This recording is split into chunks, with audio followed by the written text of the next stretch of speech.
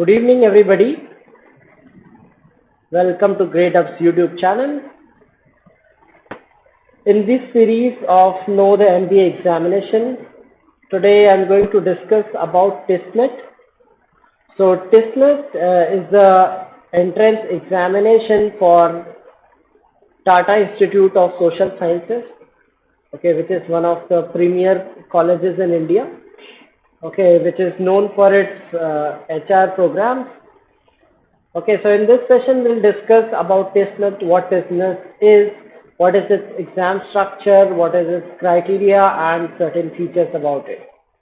Okay,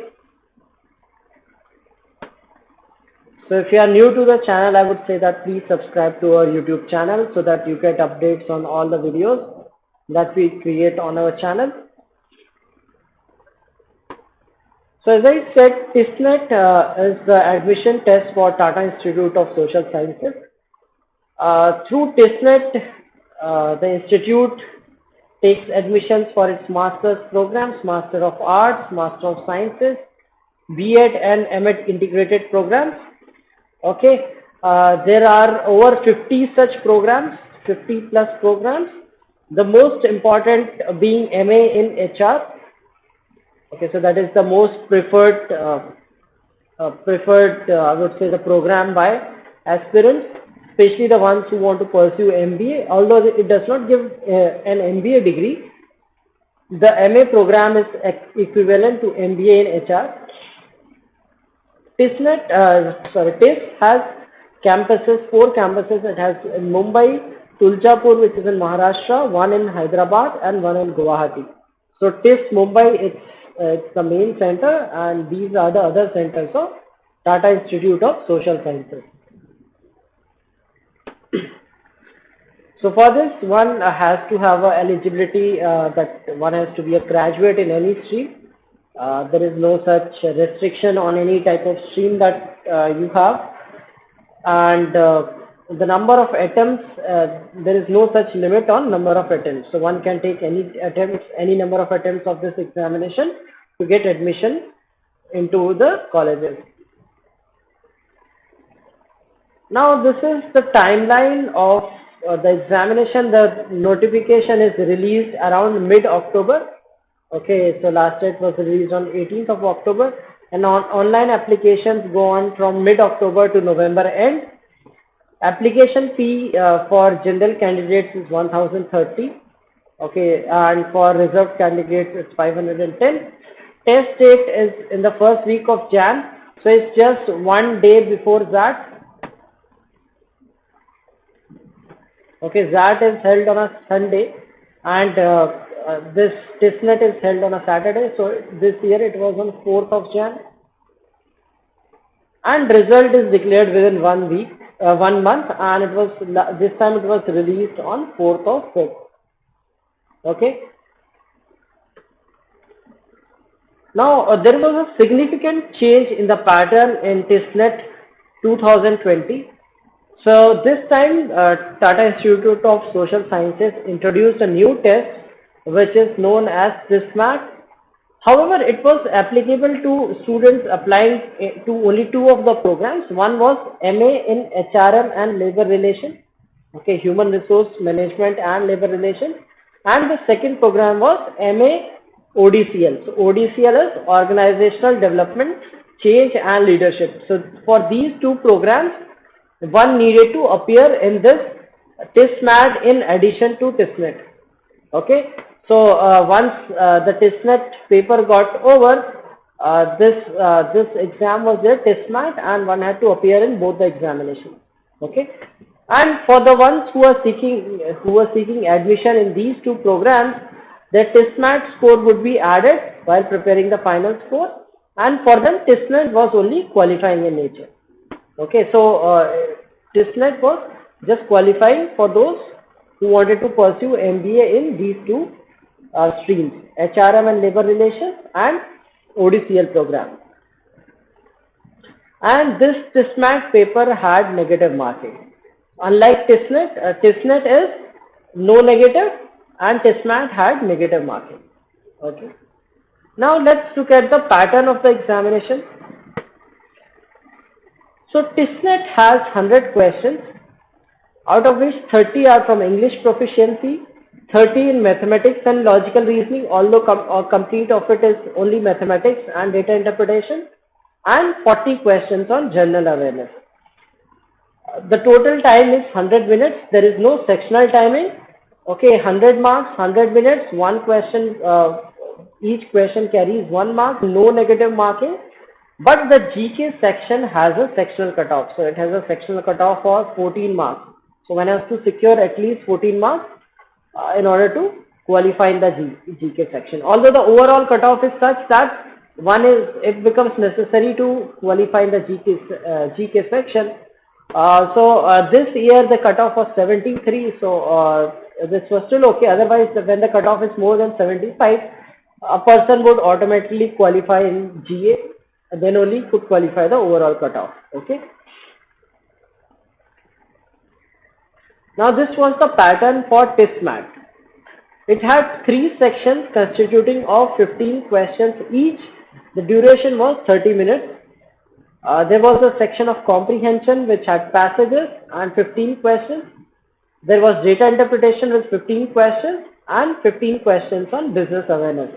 So each question had 1 mark and each wrong answer resulted in 0.25 negative mark. Now looking at the examination pattern in detail, so what came in the English proficiency? So out of 30 questions, 10 were from reading comprehension. Okay, rest 20 were from verbal ability, which included grammar, vocab, fill in the blanks, etc. Okay, so it included all sorts of questions. Mathematics and logical reasoning, although they call it the section as mathematics and logical reasoning. However, the section has only mathematics questions, no logical reasoning. Out of 30 questions, only 6 were from data interpretation. Rest 24 were from mathematics, out of which arithmetic and geometry mensuration dominated with 14 questions from these 2 sections. And it had also questions from number system, algebra, permutation, combinations and probability. The general awareness section, which constituted of 40 questions, was mostly static, some 32 to 33 questions on static GK, maybe at most 7 to 8 on current affairs. The section covered topics such as history, geography, science and tech. Okay, they asked about Indian space missions, etc. Economy, sports, art and culture, awards, polity, environment, current affairs. Okay, so all the current affairs was a small part. It was mostly static, covering all topics, touching all topics of general knowledge. Okay, so the cutoff was 73. Cutoff was 73 for general category. 67, I'll discuss the cutoffs as well. 67 was OBC and 58 for SC/ST out of 100. Okay. Now if we talk about the TISMAT paper, it had two RCs. In the comprehension section had 2 RCs. One was on augmenting ratios in railways. It consisted of 8 questions. And the second was on government investment in public sector. It had 7 questions. The data interpretation section had three sets of 5 questions each, and it was of easy nature, so it was easy to moderate. Okay, the TISMAT paper was altogether a moderate paper as compared to TISNET. In the business awareness section, they had 15 questions, which were basically general knowledge questions, but specific to brands, businesses, and economy. Okay, so they asked related to current affairs, related to businesses, about companies, about conglomerates, etc. Now, these were the cutoffs for TISNET 2020. Okay, for general category, the cutoff was 73. In 2019, it was 75, so there was a dip in cutoff. Maybe the paper was slightly difficult. Okay, the cutoff for OBC was 67, and for SC/ST it was 58. Okay, and the ones who had applied for TISMAT, they just had to qualify in TISLET, and only their scores for TISMAT were considered for admission. So all in all, you can say that by looking at the cutoff, if the cutoff is above 70 out of 100, so you can imagine the level of paper is easy. Okay, it's generally easy, and there is no negative marking. That is one plus point for this. So as compared to other MBA examinations like CAT and ZAT, it is and IFT, I would say that it is one of the easy MBA examinations, except the GK section. English and your mathematics are always easy. Okay, they are, I would say they are much easier than other MBA examinations. There is no negative marking, so which is a bonus. You can attempt all questions, you can mark all questions. There is no sectional timing, another benefit. Okay, so you have 100 minutes to solve 100 questions. So the GK section would hardly take 15 to 20 minutes, because either you know the answers or you do not. So you have around 80-85 minutes for two sections. Okay, so you can take your time. So you have enough time to attempt those questions, and the difficulty level of the questions is not that high. Okay, so it is comparatively easy to score in this paper, provided you are good in general knowledge.